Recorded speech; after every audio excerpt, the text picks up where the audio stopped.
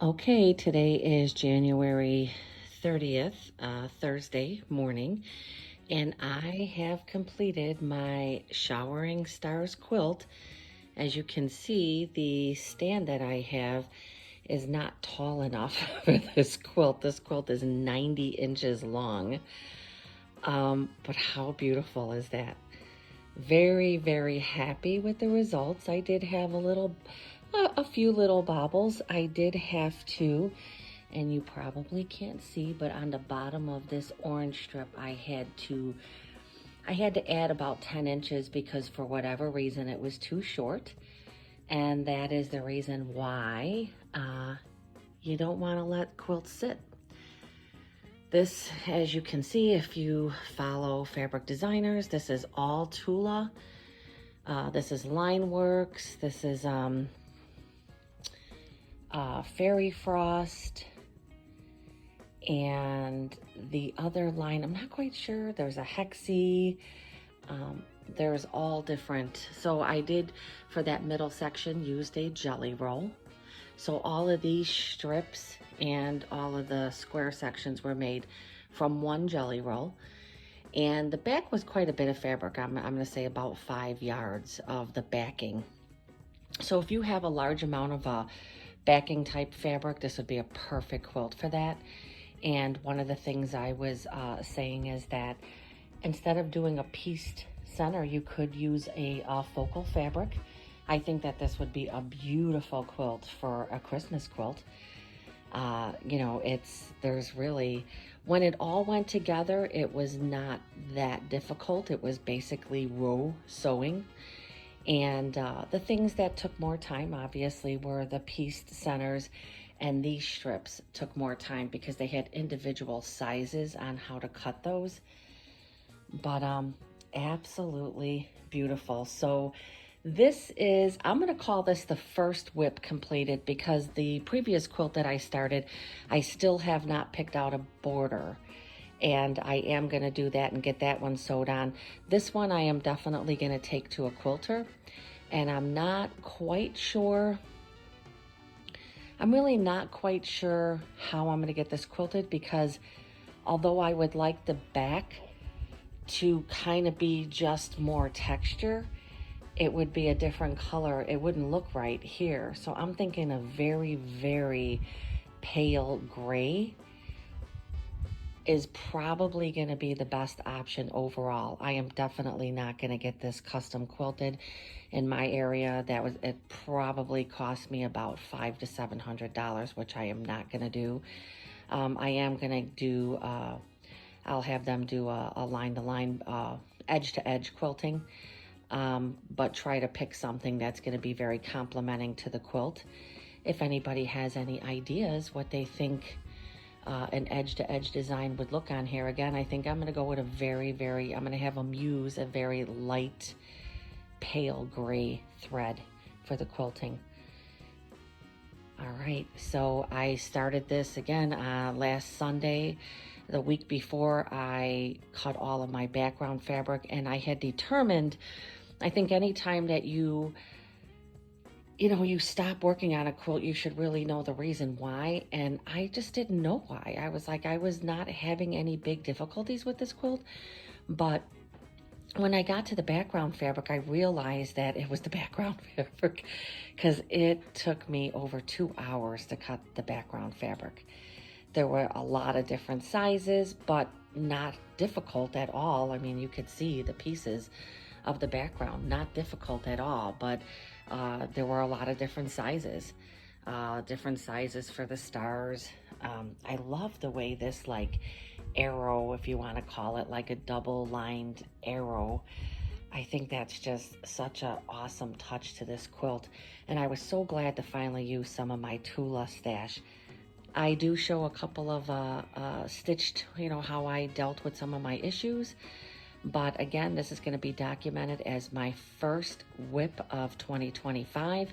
And I even bought myself a little book that I'm going to show so I can track my projects. I hope you like this quilt. I hope you enjoyed me sharing this. If you did, please give me a thumbs up. Please consider subscribing. Thank you so much for stopping by. Okay, now what I'm gonna do is show you some of the highlights of putting this quilt together. What I started with. I'm also gonna show some of the stitching of the rows together and some of the little issues I came up with. I also did show how I did some of the pressing. So please continue to watch and see how this project came together. Here we go. As this shows, I'm gonna be stitching all of these back parts, and that's part, so these are going to be part of my background. This is going to be part of this, which the instructions show on the other page. So that's what the setup is going to be. So I'm really going to be referring to this. And I'm going to get my little sewing machine set up because I started all of this stitching on my little Janome Gold, and that's what I'm going to continue with. In the meantime, what I did just notice is I did not square up my block. So I'm going to do that before I move along any further. I wanted to show the pins that I have. Actually, I've had these a very long time, and I just opened this. So I want to mark my rows because I want to make sure that I am doing the right thing. So these pins are awesome for that. They have 1, 2, 3, they go up to 10. Now they only give you a few of each thing. So I'm gonna mark this one with a 1, and that's just gonna let me know. That's just gonna, put that on there, right? That's just gonna let me know that this is row number 1. And I will get my 2, 3, 4, 5, etc. all the way until I get to, let me see, 1, 2, 3, 4, 5, 6, 7, 8, 9. It looks like there's 11 rows. So, okay, I'm gonna get my next section together. There are these pieces here, the flying geese that I was afraid of. Seems to be like a little shorter, and that's okay. We can make this work.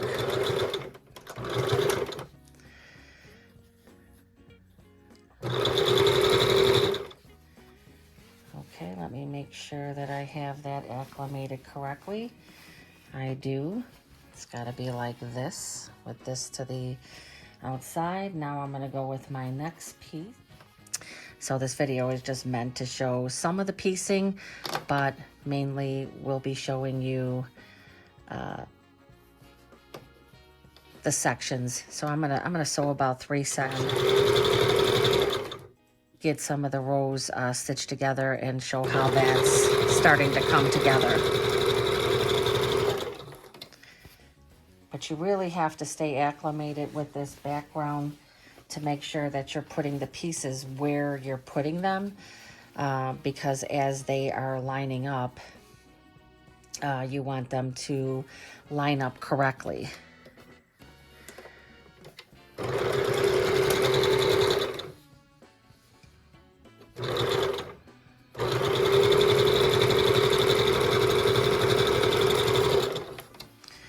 Okay, so I have row number 2 done. Got that first piece of that flying geese in there, and like I said, it's about 1/8 of an inch off there, and I can make that work. It's my second row, just marking my second row. And on the other side, so I'm gonna open up the other side and show you. On the other side, it has markings as with little arrows, and that's basically showing you, you know, if you need to, put iron your seams down. That's what I would use this for. It's got, little arrows to the left, little arrows to the right. But I know I have another package of these, and I don't know where I put them. And they have the numbers, and then they have letters. So A, B, C, D when you're counting rows. So also another nice thing. So, okay, I'm going to go to my row 3, which is going to be a wider row, and it's going to take some of those bigger long strips. So I'm going to get that set up. Okay, so with this one, I am stitching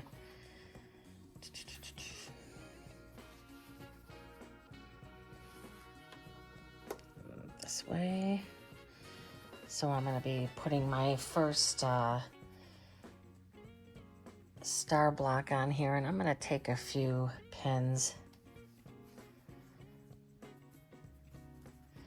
Always take a pin at your beginning corner, your end corner, and then you're just going to do like a gentle pull so that you can make sure that, remember, you have some bias edges in here because of these flying geese. And so just put a pin in the middle, and that kind of helps to stabilize everything to get that sewn.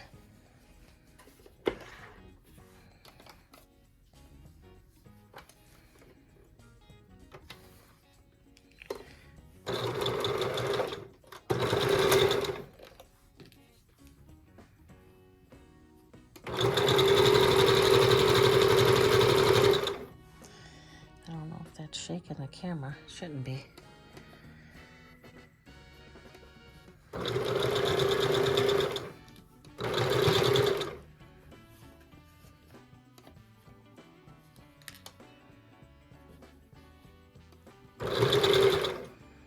Sometimes your fabric shifts a bit. Kind of shifted a little bit there.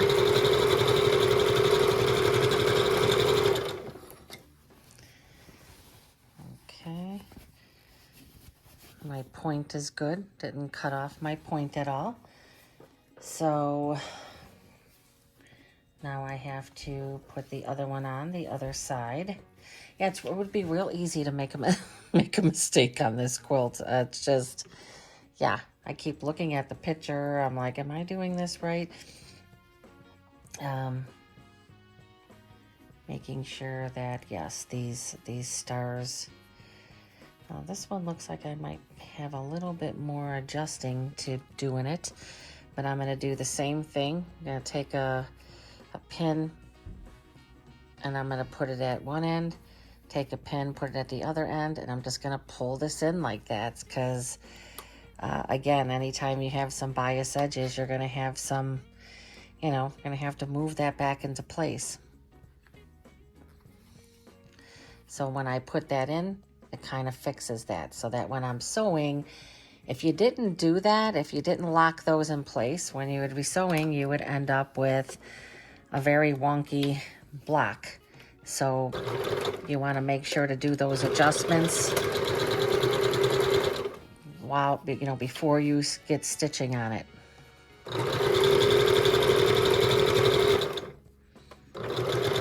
I have that section. Now I'm going to pull that out. I'm going to make sure that I keep my tension on there so that that stays good. And I'm going to get all the way to this end.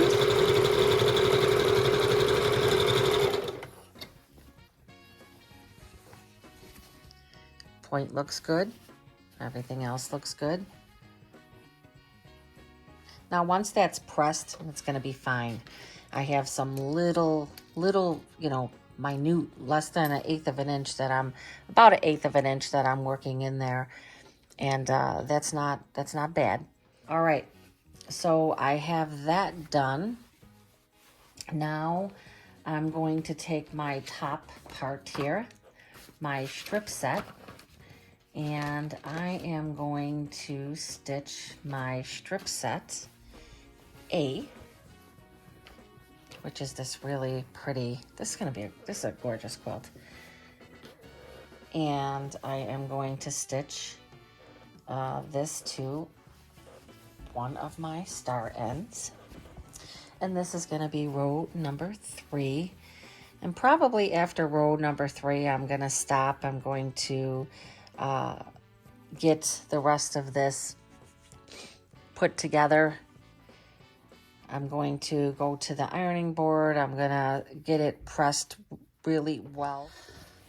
Over at my ironing board, I have this nice new ironing pad, but I wanted to show locking seams.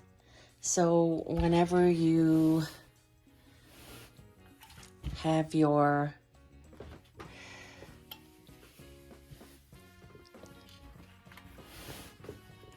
piece stitched, sorry.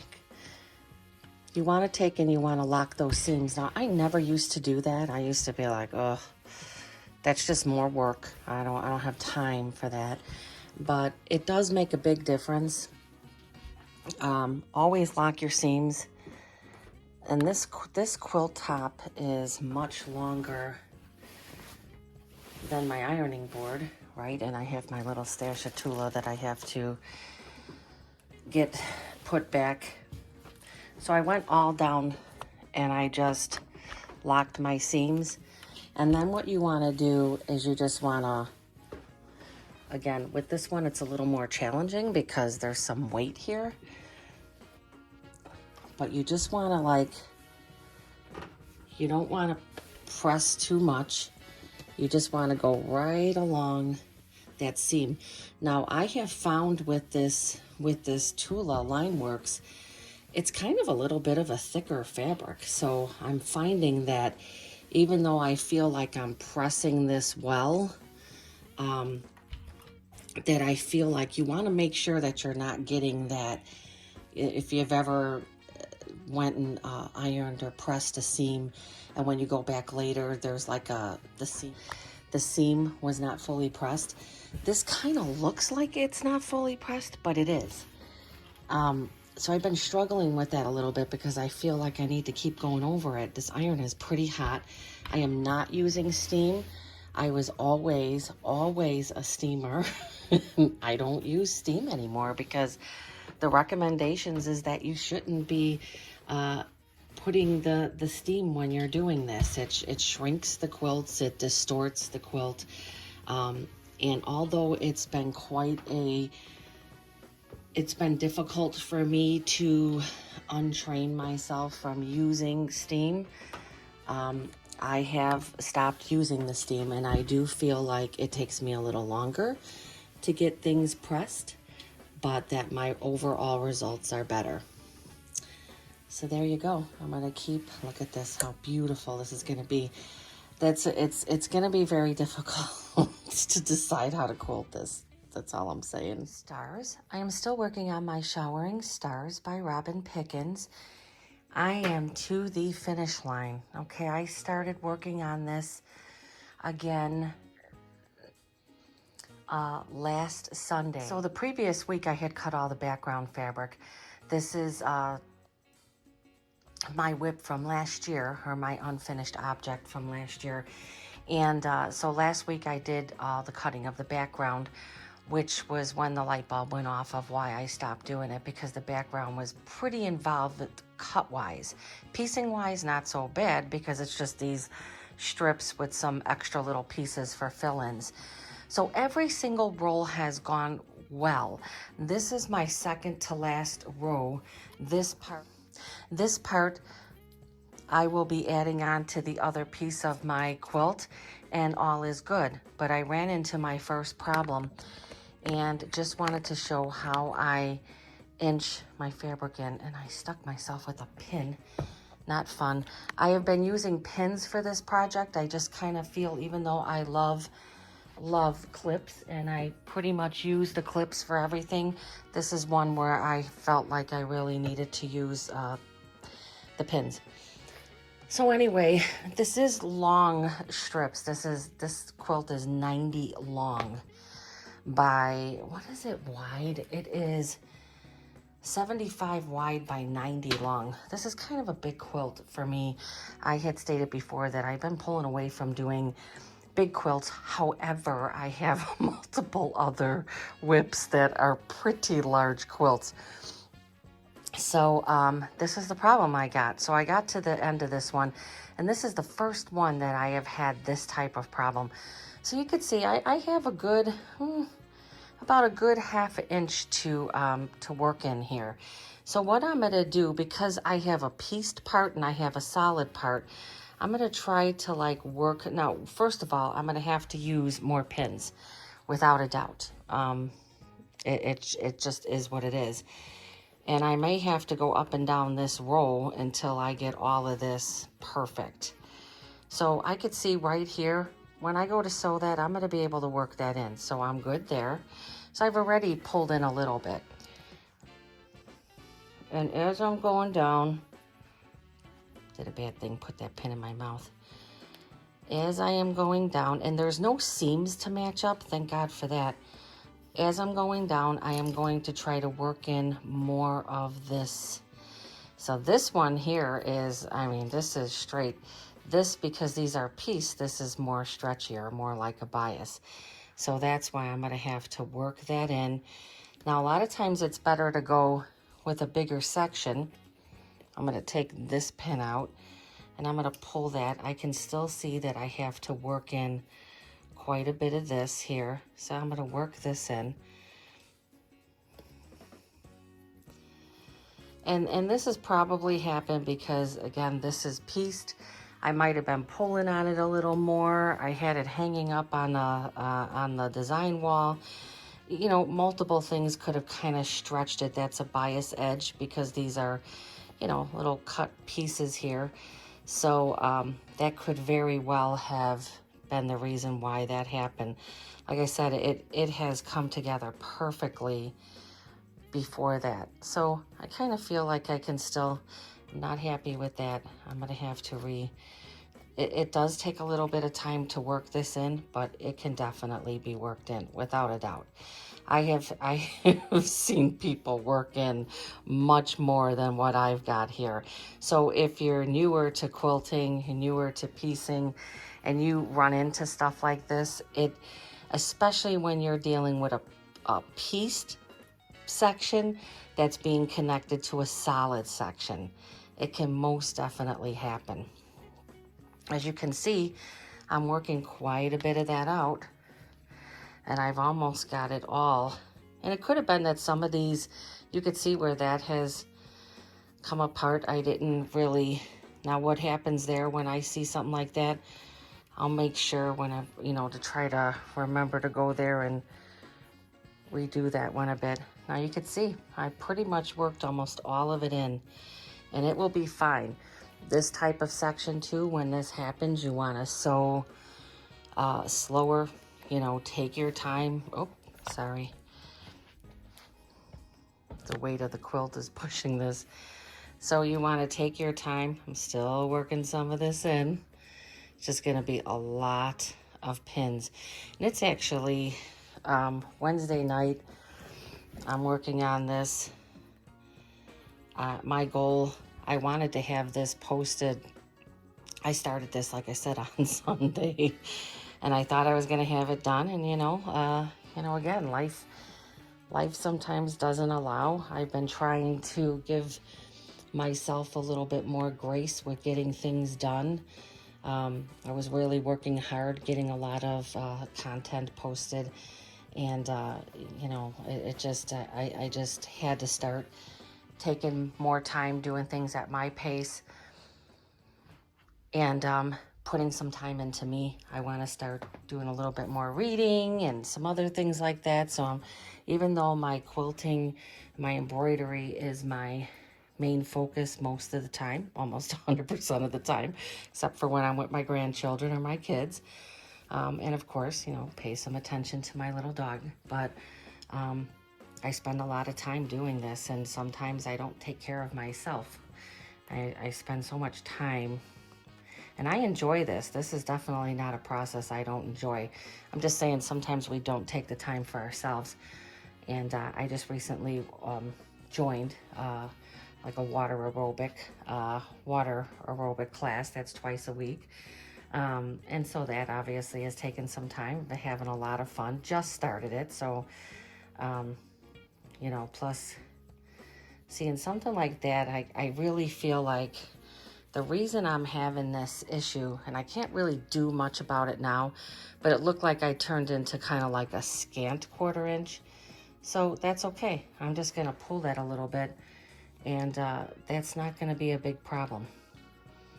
There's no way at this point that I would be able to take that pieced part and redo that, because I'd have to take a couple sections. Now, if I had a major problem, I would, without a doubt, because this quilt is too nice to do that. But you see how I was able to work all that in, and as I'm sewing, Again, the recommendation, at least from my experience, and I am by no means an expert quilter, but I have been doing this for many, many years, and I have learned how to work in seams. If nothing else, I have learned. Now, if you are working in a seam and you have a big bubble or a big pleat, then you can't do it. But with this was about a half inch that I was working in. And so I feel pretty confident that that's going to be good. You could see how many pins, and I'm really mad about that because I'm probably going to poke myself a lot. But I worked it all in. And so there you go. I just wanted to show that. Again, it is 11 o'clock at night on a Wednesday night. I'm a late owl, but I normally don't mess around with my quilting at night. But I was sitting here and I had 2 seams left to do. So I was like, let me just do those. And of course, I go to put this one together and I have issues. So, and you could see, I had some really nice pieces. All right, seeing that it's late, I'm going to end today. I am hoping that tomorrow, which will be Thursday, I can get this whole thing together, get some nice pictures of it, and get this video posted, as I've been working all week, because it's not about the quantity of what I put on there. It's about the quality of the items that I'm making. Talk to you soon. Okay, I wasn't going to show this, but I was showing after I put in all of these pins because I had to work in my seam. Also, I have the weight of the top of the quilt, which I know that I should have it the other way, but I wanted to show that how I had some of these seams that I felt were kind of weak, just like this, where they're coming apart a bit. But yes, I probably could it would take me forever to reinforce some of these. So I wanted to show what I do is when I'm coming across that seam, I lock it. And so unless I have, you know, this one's doing the same thing. It's a little compromised. It's a little weak there. And the fact that I've had to work this in a bit. I'm going to get to that section. Because again, I've had to work some of this in because of what was going on with my quilt here. And I'm going to do the same thing there. I'm going to lock that seam. So that this way, it's just, it's going to help me not have to worry so much. Now, in the other sections, I didn't see that so much. So I'm thinking that that is the reason why I ended up with some of the situation that I did with this one. And I had to work this in at this end because my star has to match up at the other end, and I will show that. But again, as I stated, and that was a little bit of a week. So that's what I'll do, is I'll just lock over those seams. And I did go and check. It's not every seam. And if I had one, sometimes you have where the seam is really compromised, I will reinforce the seam, because don't forget, this is going to be put on a long arm, and it's going to be even more compromised, right? So you don't want to be dealing with that. But again, that's another lesson to me. So this was strip pieced and then cut, right? And so you always run into the problem where you're cutting and then that thread is cut. So you always have to think about that. But again, doing that, just locking that seam is going to help take care of that problem. And that is what I wanted to show. Now, is that like some type of a standard or something that people would say you have to do? Absolutely not. I mean, there might be somebody watching this who would say they would not do that, but I've done that before. Again, it's a situation to where it was only a few seams that were compromised. It's not like the whole quilt is falling apart, and you know, it was mainly on this piece here. Not a big deal to do that. It just reinforces it. But the reason why that I should have this bottom part, but I wanted to see this. I should really have the smaller part on top. but I'm making sure to distribute the way I should. But this is where I have so many pins in this. This is where this part coming up is my star part, and it's the reason why a lot of times when you run into what I did where my, I had like an extra half an inch from my back fabric to my top part here, and I'm gonna put that down because there's too much bulk there.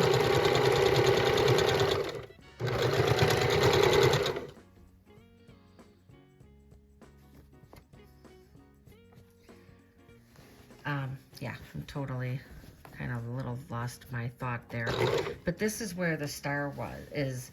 So in this part of the star, and I know you can't really see, but now I'm going into my star. And that's the reason why I had to work that in up at the top. Normally you could take and put a pin or a clip or whatever you want at one end of the quilt and take and put another one at the other end, and then go to the middle and put a clip there or a pin there. But this one, I had to match up this star at the end. So I didn't have the luxury of being able to use the whole length of the quilt, because again, it had to be matched up with this star.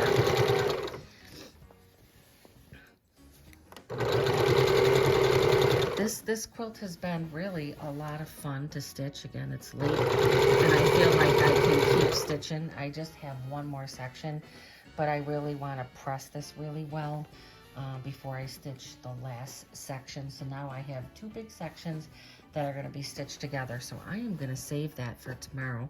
I'm just going to finish stitching this one. And this is what happens when I start back with my quilts. I mean, I can, I have to get up early for work. If I can get this done, then I just have to put the two pieces together tomorrow, and I will show that. I'm hoping that everything matches up well. This, like I said, I would definitely, if I didn't have so many projects, and I may even, who knows? I really want to get through my stash this year. This is going to be a year where, I want to use my stash. I've got to start going into all this fabric I've been stockpiling, because I have way too much. And I want to just, I have enough patterns and enough, I mean, I could go without buying anything. And of course, has that stopped me from buying? Well, in January, I have made some purchases, and I will show what I purchased. I'm going to start doing some haul videos, like people like to do, to keep me honest with myself, because a lot of times I can convince myself I haven't spent that much money, and when it gets added up, it's a lot more than I want to admit. All right. So that whole thing has been sewn. My biggest thing when done sewing these sections is making sure that my, this is probably, see, this is probably the very first one too where I lost a little bit of my point. And that looks like that's probably, I mean, literally it's there. So I can, my nail broke. I think, I mean, I have been really excited about the fact that every single one of my, my points, like on this side, every single one of my points has been perfect.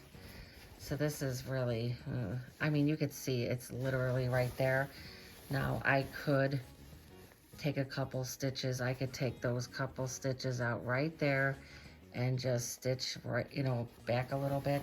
And I may do that, and you know what, to remind myself, I'm going to put a clip here, and I am going to reassess that in the morning, because I don't have the energy to think about that. But there you go. I hope that was helpful.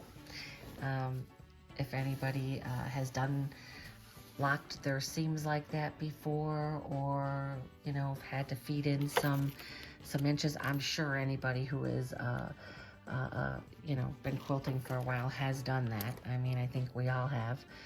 And there's a time when it really works. And again, if I had 1 inch or 2 inches or 3 inches to work in, I would have been like, nope, has to be redone. But luckily enough, it was only about 1/2 of an inch. And there you go. All right, I am going to finish up for tonight. Again, I am hoping to get both of these big sections together tomorrow, and this quilt will be done. At least the top will be done. Then it will be taking it to a quilter, have it quilted, and get the binding on. But I can enter this one in my book as a finished quilt top for 2025. Good night.